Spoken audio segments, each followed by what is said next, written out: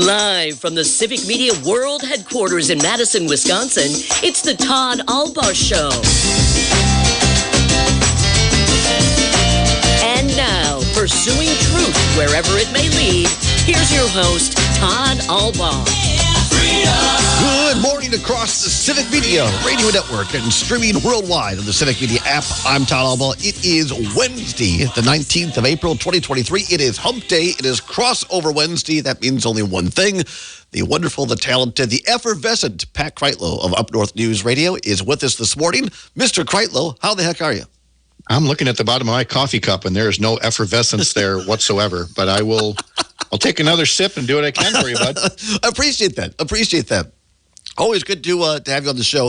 If you miss Pat Kreitlow, and why the heck would you? But if you missed it, why? But every morning, 6 until 8 across Wisconsin and across the world on the Civic Media Radio Network. But if you missed it by chance, you missed a great show because he had a great subject this morning, which was paying taxes. But here's the way as I was getting ready, this is what came across my radio this morning. The pimps, the prostitutes, they're going to be paying taxes. The pimps, the prostitutes, they're going to be paying taxes. Well, you can't go wrong. You cannot go wrong in the morning starting the show with pimps, prostitutes, and paying taxes. Mr. Kreitlow, explain. Somebody turns on their radio, and the first thing they hear is this Yahoo congressman from Georgia talking, justifying a national sales tax of 23%. Mm-hmm. And his point being that, well, there's a whole underground economy out there, where people that pay cash for everything, and therefore they don't have to pay taxes. And so this gets them as to becoming tax-paying members of society. And one has to ask, hey, buddy, I think that's his real name. Hey, buddy, is that really what's going to solve our problems here? Is by forcing the lowest wage workers out there to pay more in sales taxes and to force every middle-class family to pay 23% more for a sales tax compared to, I don't know, the $2 trillion tax cut you passed, 5 years ago for billionaires. Might that be a way to look at it? No. Let's make people in the lowest incomes pay more, and let's give them, just some ugly, names as well, so that we don't feel any sympathy for what we're about to do.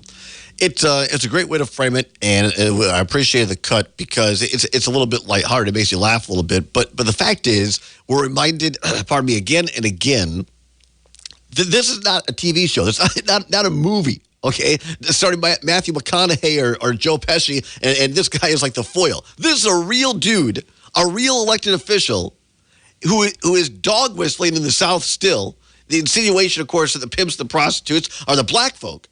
And so these people, we're going to stick it to them. And it's just this continued thing, Pat. And I was hot yesterday, and I'm still a little hot today because you've got an 84-year-old white dude in Kansas City where a 16-year-old black kid doing the right thing, an A-plus scholar, plays a bass clarinet in his orchestra, and he goes and picks up his brother and sister or siblings. He happens to go to the wrong house, and this 84-year-old white dude tries to blow him away with a gun, hits him twice, once in the head. What the hell is wrong with America, Pat? Well, because it's a TV show, again, for them, that they've seen that guns are the thing that solve everything.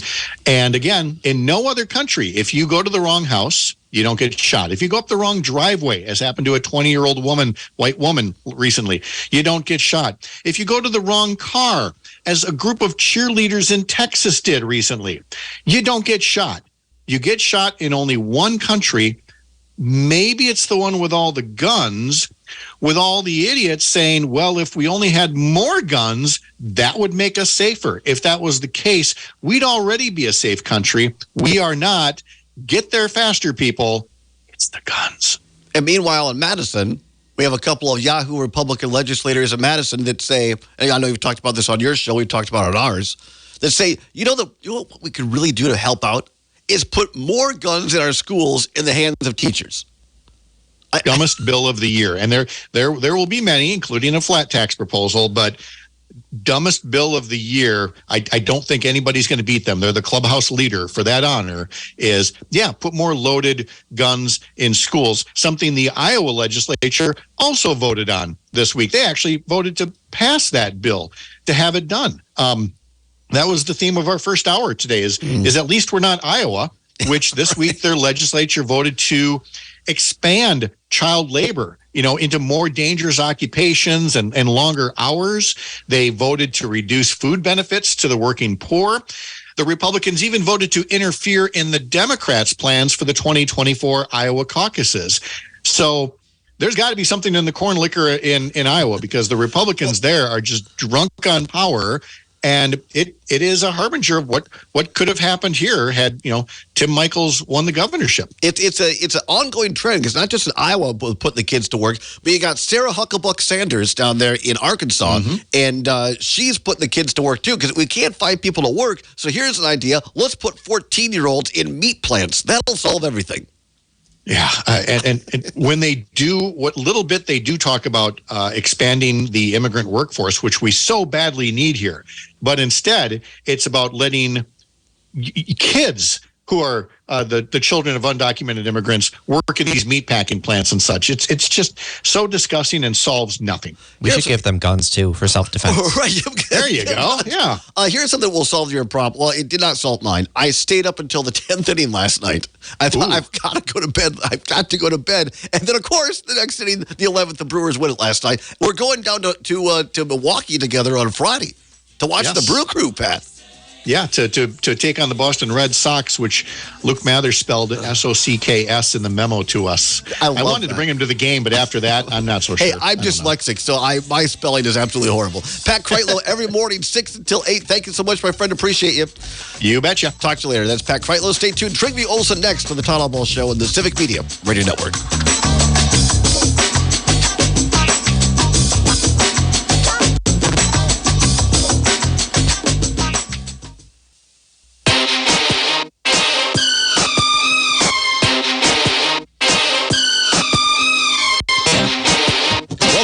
To a version of Spider-Man? I'm not sure what that was. No, this is Toxic by Britney Spears. Oh, for God's sake. Because I heard you guys were going to be talking about Toxic Tom Tiffany. Well, yes, thank you very much. I appreciate that, Aaron Summers, our producer engineer. Britney Spears, Toxic. All right, well, that was Toxic.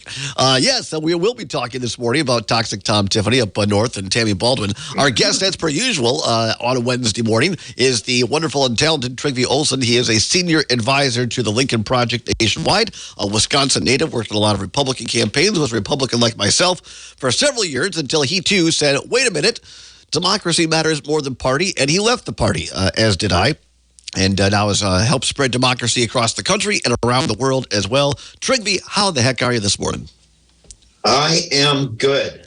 I wasn't quite sure what that was either, but I guess no, I get it. I never was the biggest Britney Spears fan. I wonder if she's a lounge act in Vegas too. I think she was. Was she really? Yeah. Did she do lounge acts in Vegas? I mean, she's you're helping me with my political comedy routine, because I have been using that Scott Walker is the Katy Perry of Republican politics, and then people look at me like, what are you talking about? And I'm like, well, he's currently a Vegas lounge act. So true. Well, we were talking a little bit before we came on the air this morning. A little disappointing. Let's get right to the kind of one of the big stories of the week, or at least of yesterday. This big Dominion lawsuit. And again, in case people have been sleeping under a rock, Dominion is the company that owned a bunch of voting machines. And after the 2020 election, Trump just arbitrarily chose them, because I guess it was in front of him at the time, and said, well, the Dominion machines were rigged. They can be changed after people vote. All proven 100% untrue, non-factual. And so Dominion lost a bunch of money, because what happened was Fox picked up on the Trump comments, and even though they knew it was untrue, and that's been uncovered with leaked discovery documents between them and texts and whatnot between Sean and Hannity and Tucker Carlson and all the rest, they knew it was untrue, but yet they continued to report it as being true. And so Dominion went to court and said, wait a minute, that's defamation, that's malice, and so they're suing them for $1.5 billion. It was all set to go to trial. And on Monday, they paused it in order to try to come to a settlement. They did not. So it went into the trial yesterday. And just before the jury was to come out, Rupert Murdoch of Fox said, wait a minute here. This might be a little bit of embarrassing. How many zeros do you want? Yeah, they got $767 million because Fox lied. And now Fox, it doesn't look like had to issue a public apology. So what you're going to have here is they're going to try and say, oh, well, we never admitted wrongdoing. But, $750 million pretty much demonstrates the wrongdoing. I will tell you, Todd, though, here's the thing. I was talking to my mother, who's my favorite focus group of one, Republican who haven't fully, who sometimes haven't fully recognized what the party has become. And I said to her, well, what do you think of what happened with Fox and Dominion? She's like, I have no idea what you're talking about. Really? Why does she have no idea what they're talking about? Because she watches Fox News only for her news. Wow. And so I suspect that, and it's part of the reason why I really do wish they'd force those people onto the stand. I get why Dominion settled. I mean, I think if somebody offered me $750 million, I'd probably settle too for people saying untrue things. But I think once again, just as they did in lying to their viewers, Fox and Rupert made a business decision that will let them off the hook. And on the other side, to your point, Dominion, we talked about this a little bit yesterday. I'm not an attorney. I worked for a small law firm for a while. But just you and I also both know working in politics forever, it really does also come down more often than not to the dollar signs and to the money. And so their attorneys, the Dominion attorneys, are doing have a quote-unquote fiduciary responsibility to the client and say, okay, if we settle for this figure, it might be this if we go to trial. Is it in the ballpark? Do you really want to go through that? Do you want to pay the attorney fees? There are all these behind-the-scenes things that are happening at a lawyer level. And so it really came down to what is the best outcome for Dominion. That's what, I mean, sure, they may care about democracy, but it came down to how much money they could get. Correct. Now, that said, I mean, again, Fox had a war fund of $4 billion. They still have the smart tech suit. There is another suit that's out there. Right. And now the pathway has been shown. And so I think on some level, they have issues. I will tell you the other thing is when it was 2 days after the election and somebody who's a longtime friend of mine who had been at my I have a picture of the person at my 5th birthday party. That's great. And they are active in Republican politics back home in Wisconsin. And were really upset about the election and had started in on me about Lincoln Project and, just blaming you guys for Protasewis's win? No. This is after the 2020 presidential, blaming us for Joe Biden. Got it. And it was funny because the person started in about Sidney Powell. And it's like, do you know Sidney Powell? And I said, I do know Sidney Powell. I met with her once. She's loony. Not a credible person. And I just got torn apart. Really? And I'm literally thinking to myself, you are somebody I've known my entire life. You know who I am. Our families are friends, and I'm telling you, this is somebody that I've actually met with, and you're like, you somehow believe you know better, and so every time after Protasevich won, I got, "Are you proud of yourself yet?" on a I am, and I was feeling a little like I don't want to deal with this, and sent her back the text that said, I'm like, how you feeling about Sidney Powell? Still feel like this? But I think that's a great point, Trygve, because Luke Mathers, co-host of Dueling Tangents at 2:00 in the afternoon on Civic Media, except in Wausau, where Chad Holmes does the Chad Holmes Show. But Trygve, I'm getting my people mixed up. Luke Mathers said, and he's been talking about this on his show, where we get our news and information matters. And the fact that all of us, including myself, I try to watch a variety of things. I don't watch Fox. I mean, on occasionally election night, I'll peer in because, they're polling people and their election desk has some legitimacy. But beyond that, they really don't. And so, but I'll peer, I'll watch CNN, I'll watch a little bit of MSNBC. My Twitter account is filled with everything from CBS to ABC to AP, go right down the list. And so I try to curate a lot of different points of view. But to your point, there are still folks out there that only watch Fox News. Oh, a ton of them. I think I've mentioned it before, and we're getting close. We our non-political entity at the Lincoln Project just got done doing a massive survey for them. Yeah. And I'm going through it. And so Fox News viewers, 54% of the highly intolerant Republicans, so the politically extremist right, I shouldn't say Republicans, but like the Trumpist right, the MAGA right, 54% of them, that is their primary source of news. And now the other thing about them, though, is it's a closed information loop because 60% of those people say that all or the vast majority of their friends share their political views. And I'm telling you what happens here is people see stuff on Fox, and even if they're people who say, I watch more than just Fox, they're watching primarily Fox, and then they go down to their local Lutheran church, and they sit in fellowship hall after the service, and they talk about what's going on in the world, and they then walk away thinking, well, everybody thinks like I do, and it's basically this closed information loop of Fox News. Yeah, I agree with you, and it's not healthy, right? It's terribly unhealthy. You have to think for yourselves, and I'm not sure how you break out of that because, like you say, I know people. I'm not close friends, but there are people that I know that I grew up with that are certainly still right of me, that still belong to the quote unquote Republican Party, that quite frankly voted for Trump.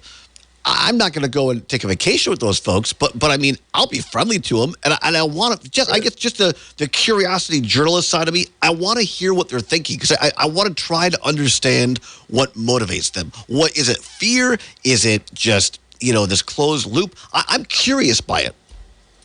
So I have some expertise in political extremism from the work around the world. So the motivator is primarily fear, right? And fear manifests itself as distress, and when you have people in any democracy or any society that have fear, if you have politicians in a democracy who come along and start offering cognitively simplistic answers, so like the really easy answer, we're going to build the wall, and people are like, yeah, well, I'm worried about immigration, like that will do it, all right? So that becomes very important to them, and if you question it with facts, who's going to pay for the wall? Those kinds of politicians will say, well, Mexico will pay for the wall, right? And what happens is, there's a psychological phenomenon called the overconfidence effect. Sort of all children are above average, and mine are brilliant, by the way. I know they are. But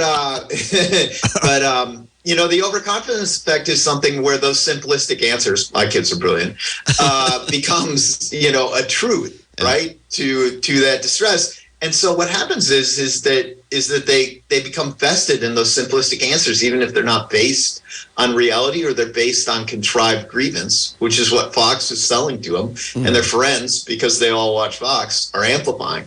And when you come to me, or so if I'm the one who's buying into these cognitively simplistic answers, and you come to me and you start saying, Trygve, your theory that the election was stolen is not met by these facts, I think to myself, well, I like Todd. I need to enlighten him, right, with what is addressing my distress, because he has some of these distresses. And when I start pushing back with things and you reject that, from my perspective, it's like, well, then I get mad at Todd, and I think, and that intolerance is where extremism resides, and we all see it. We if you have friends who are on the far left or on the far right, who've reached the point of political extremism, it becomes really hard to have a conversation with them about it or present them with facts. It becomes personal, right? Because exactly. Like I like you, you like me, and then you start taking it personally, like this guy or this gal, whatever, and personalities and emotion get into it. Because you're attacking something that is providing. Just like that. Hang on. Britney Spears came on and Trygve froze. It couldn't have been any more perfect. Back with more with Trygve on the other side of the break, as well as weather. This is the Todd Albaugh Show, and this is the Civic Media Radio Network.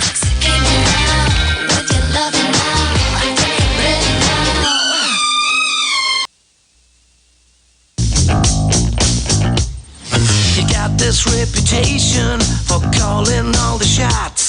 I got your invitation, so show me what you got. Welcome back to the Todd Albaugh Show. It is now 8:33 on the time and temperature sign on a Wednesday. Hump Day. It is the 19th of April, 2023. Our guest this hour, as per usual, on a Wednesday, the one and only senior advisor to the Lincoln Project, Trygve Olson. But first, we take a quick break and go to our senior advisor on weather, is our chief meteorologist here, the wonderful and talented Kara Foster. Kara, I'm cooled down a little bit from yesterday. Not quite as hot on the air. And I went outside, got a nice walk in yesterday, so I'm feeling better. Good. I'm glad. I'm definitely glad. This is what the cool weather can do for us a little bit. If we can think of a silver lining, it's that, right? Absolutely. We got Trygve on the line here, so we got to go right to weather. Give us the forecast for Amory, Richland Center, and Wausau, if you'd be so very kind. For sure. Well, we got a few rainy days on tap. Now, it is going to be pretty consistent today and tomorrow. Showers and thunderstorms today. We will see most of it throughout the earlier half of the day, and then as we head into the afternoon, it'll start to trickle out. We're reaching a high of 41 in Amory. 39, we'll see a dash of snow possible today in Wausau, and as we head into the Richland Center, we're still in the 50s with a high of 52. As we head into tonight, some showers and thunderstorms will pick right back up. We're dipping down to 38 in Amory, 34 in Wausau, and as we head into Richland Center, they're dipping down to only about 43, so still kind of on the warmer side. Easterly winds are going to be pretty breezy as well today and tonight, gusting up to 30. Now, Thursday is going to be more of the same. It's going to be just kind of showers, highs in the upper 40s throughout the state, lower 50s still.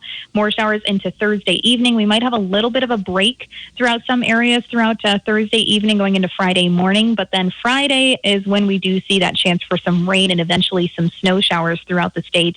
Of course, mainly going to be the central and northern portions of the state that will see that snow. As far as accumulation, still on the fence about it. I mean, I really don't know what to expect from the system. It does seem like it'll stay very up north. I know northern Minnesota, like way up by like Duluth and Lake Superior, will get a lot. As far down as it goes, I'm not sure how much we'll be getting in the northern portions of the state, but I would say, probably a couple inches could be expected. It's mainly going to be slushy since it's going to stay a little bit warmer. The weekend, still have a chance for some scattered showers throughout the state, but it will be much, much lighter. And sunshine will start to peek through as we head into Saturday, and then eventually Sunday will save us, but we're still going to be only in the lower 40s. Then next week we'll come through and we'll see some sunshine, upper 40s, lower 50s, and hopefully not this system again, but we'll have to wait and see. I'm meteorologist Kara Foster. Thank you, Kara. I did a little walking on the Isthmus yesterday along Lake Mendota, and tulips up already here in Madison. So nice. a little bit of snow. I've been hearing about a lot of tulips. Yeah, nice. So spring is upon us. Thank you, Kara. Appreciate it. Have a great day. Good. All right, thank you. You're welcome. Kara Foster from Weatherology, our fine meteorologist, again, our guest this hour. Trygve Olson, who is the senior advisor to the Lincoln Project, all things political. Trygve, before the break there, talking a little bit about this vacuum that people get into of only getting their news from one source. And in particular, talking about Fox News in light of the lawsuit with the voting machines right now and it's being settled out of court. But you were talking before the break, saying how people kind of get into you call this. First of all, what is cognitive dissonance for those of us who don't know? Because I want to make it clear, we're not talking about telling people they're cognitively disabled because they watch Fox. No. It's a term. So if it could, first of all, define cognitive dissonance and then kind of give us maybe a solution of how we kind of break through in these discussions with people. Yeah, so cognitive dissonance is a term that gets used in psychology and therapy, but what it really is in this context, it's where people have things, values in terms of how they live their life that don't conform and are unaligned to the political discourse or the political beliefs that they're holding. And, I speak obviously to a lot of groups on both the right and the left. And it's funny because sometimes when I speak to groups on the left, particularly on the coast, they'll get going about Trump and MAGA people that they don't like. And I'm like, a lot of them are my buddies my best friends in life who I drink beer with and back home. Right. And, I always say to them, they are the people you want as your neighbors, right? Like you have a death in the family. They're bringing you, brats, or they're bringing you casseroles or whatever, right? Exactly. Yeah. Lutefisk dinner if it's Christmas time, and at least if you're my family. Yes. But the cognitive dissonance, and this is what I would do. We've all had this experience in the Trump era where we've had people. And I'm still a traditional conservative, but I'm bothered by what I see. And certainly what Fox did is wrong. If you have somebody who is just touting the Fox line today that you care about, find the story about settling with Dominion or the headline from Drudge, because Drudge is something that's a go-to news source for them. And don't send it to them and say, see, I told you so. They've been lying to you. Send it to them and say, hey, have you seen this? What's this about? Right. Even if you know what it's about. Yeah. And get them, at a minimum, you're going to put it on their radar screen from a semi-credible source or a credible source to them. And you're going to potentially draw them into a conversation. And you're never going to shame somebody out of their political beliefs. You can only make them look back with shame at what they were exposing. But you can help lead them by asking questions and listening. Because here's the mistake that people make. When you have somebody who kind of succumbs to this, whether it's on the right or the left, political extremism and the intolerance it brings, you have to ask them questions and lead them to understanding it themselves, because it's not about you, right? It's about them and helping them find where the light they live and the things that they value are not what they're espousing politically.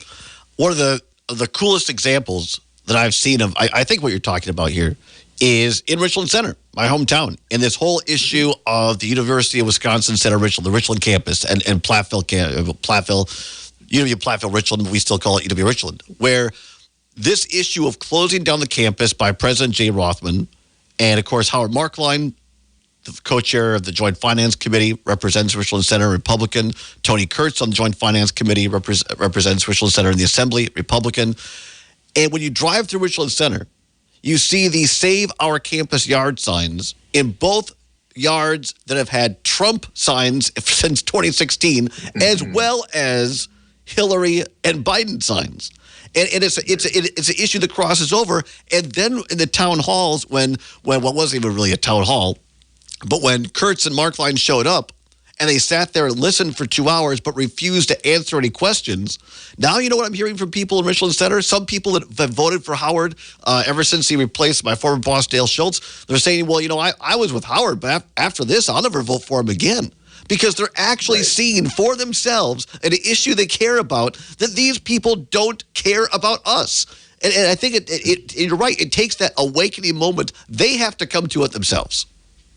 That is cognitive dissonance, right? Like now it's no longer about some college or school that's a bastion of liberalism in a faraway place. It's a place that has made a difference for their families and that they know is valuable to the community. And that's, they look at that and they say, well, that's not what I'm talking about. Exactly. Right? Now you've got to help ask the questions to lead them to the additional steps of, well, maybe I'm not getting the truth, Or maybe that's not who I am when they're talking about that faraway campus over at UW Green Bay or Eau Claire or Madison or wherever, because it's not real. And, education is a place where that happens, I think, and they don't, if it's about teachers' unions and all the things that are part of the political talking points, it's a loser for education. But if it's about local schools that are the hub of the community, that everybody, or the rallying points in a place like Richmond Center or my hometown of River Falls, like that's a different deal. And so that's what it has to be made about. And when you see those opportunities like you have in Richmond Center, you have to ask those questions. Let's move on, if we could, to the 2024 elections. And Tammy Baldwin, U.S. Senator from U.S. Senator from Wisconsin, Tammy Baldwin, Democratic senator, announced that she will be seeking her third term next year. Running for re-election was expected and a popular figure, but so far, no Republicans officially on the ballot. Apparently, Congressman Stiles from down in the 1st District along the Illinois border has ruled out a run. You have Mike Gallagher over in Green Bay, who is now the chairman of this China committee in the majority of the House. He's saying he's not really excited about it. And what I'm hearing, Trygve, in Wisconsin, maybe you're hearing from your contacts here, that there's a lot of people like WMC, Wisconsin Manufacturers and Commerce, and the business community that's not really into the social stuff. They're really concerned about our friend Brian Schimming and Mark Jefferson, the leadership of the Republican Party of Wisconsin, because they're saying, do you boys know how to win an election yet? You lost with Tim Michels. You lost with Dan Kelly. And looking at 2024, they're like, we really hope you don't run this playbook again of absolutist abortion issues and anti-democracy. And they're a little bit, the money dudes and gals are a little nervous about our friends, the Shim Sham and Mark Jefferson running the party there, and about the only dude who is willing to step up right now is toxic Tom Tiffany, the congressman from the 7th up north, and maybe former Sheriff Looney Bin Dave Clark from down in that's their candidate slate so far to run against Tammy Baldwin. That, honestly, Dave Clark running against Tom Tiffany would be a primary that's just lit on crazy. Right? That would be exciting to see on some level. Sad for the great state of Wisconsin, but it would be lit. In fairness to Brian and Jefferson, on some level, of course, you're never the idiot that they think you are when you lose, and you're never as smart as they think you are when you win. But they have not been doing a lot of winning. And some, if you wanted to be petulant at Schimming, you'd say, well, he lost to Virgil Roberts for like 15 years in a row or 16. So, and people at home can Google Virgil Roberts and see if you can find out who he is. That might be just between Todd and I, because we're the only guys old enough to know even who Virgil Roberts is outside of Mike Hipsch, which is another one you might have to Google. Yeah, Mike Hipsch is a whole other story. Yeah, he is. But Tom Tiffany, it says everything that Gallagher doesn't want to take the race, right? It says a lot about Tammy Baldwin and the understanding of, that she is somebody who, with what we talk about, Bannon line voters, those Republicans who Steve Bannon said, if the Lincoln Project can carve off 4% of Republicans, they can tip the scales and beat Donald Trump. Tammy Baldwin is, her Bannon line is 8, 9, 10, 12% of Wisconsin voters, and she's proven it. They're the same voters in places across areas like the 3rd District and Richland Center, all the way up to my hometown in River Falls, and across the state over to Green Bay on 29, that powered Evers winning, and quite frankly, they got Ron Johnson reelected. Yeah. Because they voted Evers-Johnson. Yeah. And those Evers-Johnson voters are going to be the ones who decide the presidential election. They're going to decide the Senate race. And I do not think that Tom Tiffany will appeal very well to those voters. No, I had the great displeasure of getting to know him when he was a state senator, and the whole mining issue of over in Mellon. And wow, the guy is just he's Looney Tunes. He's because he's very Trumponian, and he buys into conspiracy theories. You present him facts, and he said, "But can you prove that?" Yes, the sky is blue. Can you prove that? I mean, he's just he's not mean. He's just kind of just this annoying dude, right? He's not a, he loves to talk about Ronald Reagan and stuff like that. He's not a Ronald Reagan conservative. He's voted against aid to Ukraine every single time it's come up.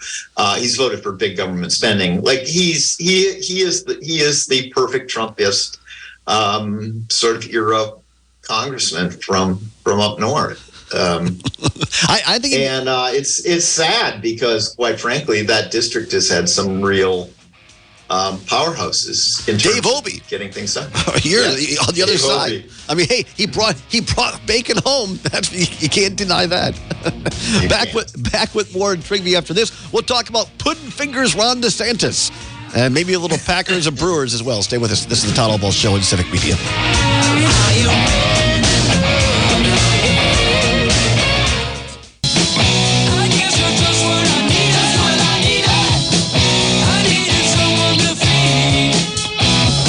The Todd Allball Show is now 8:50 on the time and temperature sign on the Civic Media Radio Network.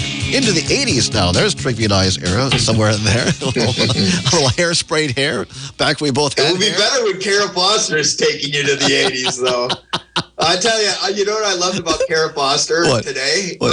Like, is when she tried to push the snow off on northern Minnesota and said Duluth. Like, International Falls is northern Minnesota. And it was nice that she pushed the snow over to those people. They deserve it. Right? Exactly. Do we have listeners in Minnesota? I hope not. I hope we have every listener we can get. Just on the very, just across the Mississippi River on our Amory station. But we're now on in Hayward, Trygve, and at low power, and hopefully in another month we will cover the entire North Woods from Duluth to Superior to Bayfield and Hayward and along the entire North Woods will be on. And as Todd likes to say, worldwide on the Civic Media app.